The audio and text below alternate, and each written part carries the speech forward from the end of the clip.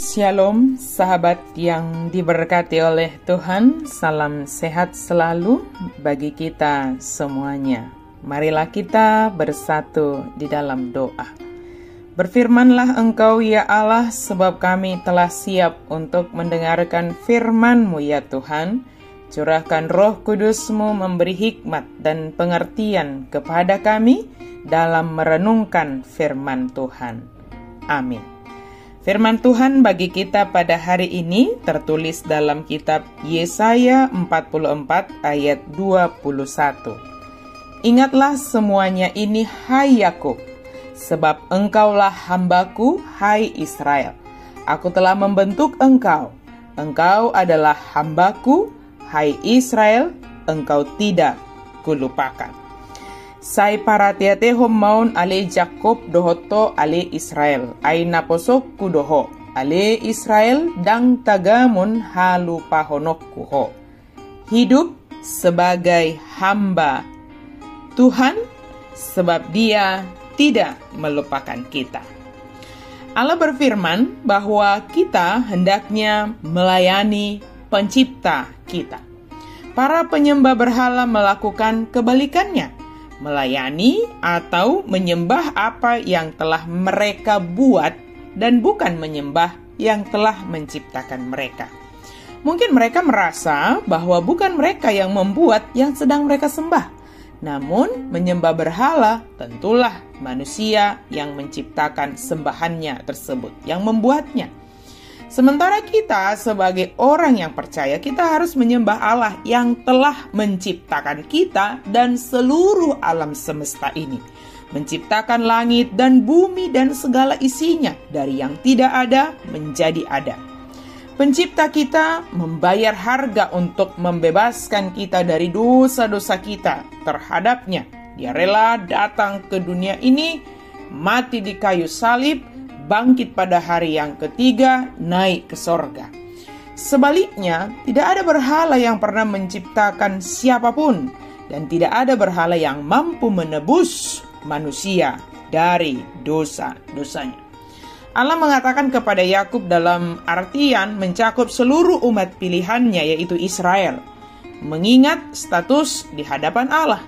Jika dikatakan, engkaulah hambaku, supaya Israel menyadari keberadaannya sebagai hamba Allah. Seorang hamba tentu memiliki karakter ketaatan dan kerendahan hati terhadap tuannya. Hubungan kita diibaratkan seperti hamba yang taat dan setia sepenuhnya kepada tuannya, yaitu Tuhan Allah semesta langit dan bumi. Kepada Dialah kita taat dan setia sepenuhnya melebihi segala kehidupan kita. Mengingat dan menyadari keberadaan kita sangat menolong pertumbuhan karakter kita sesuai dengan kehendak Tuhan. Kemudian Allah mengatakan, aku telah membentuk engkau, bahwa Dia adalah Allah yang menciptakan kita. Dia adalah Allah yang membentuk kita sesuai dengan kehendaknya dan tujuannya dalam menciptakan kita.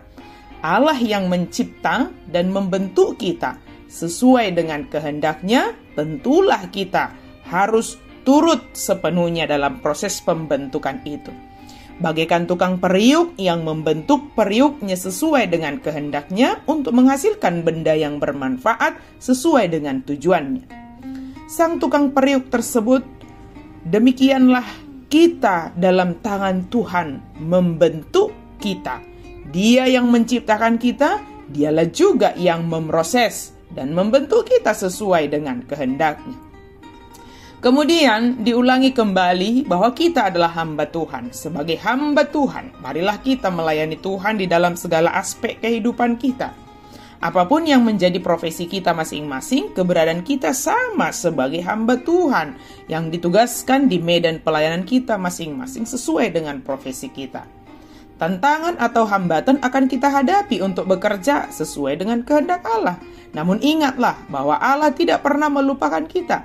Dia tidak pernah membiarkan kita sendiri dalam menjalani kehidupan yang sesuai dengan kehendak Tuhan. Jika Allah mengizinkan sesuatu terjadi dalam hidupmu, hal yang harus engkau hadapi, ingatlah bahwa semua itu adalah untuk proses pembentukan kita menjadi semakin dewasa di dalam iman.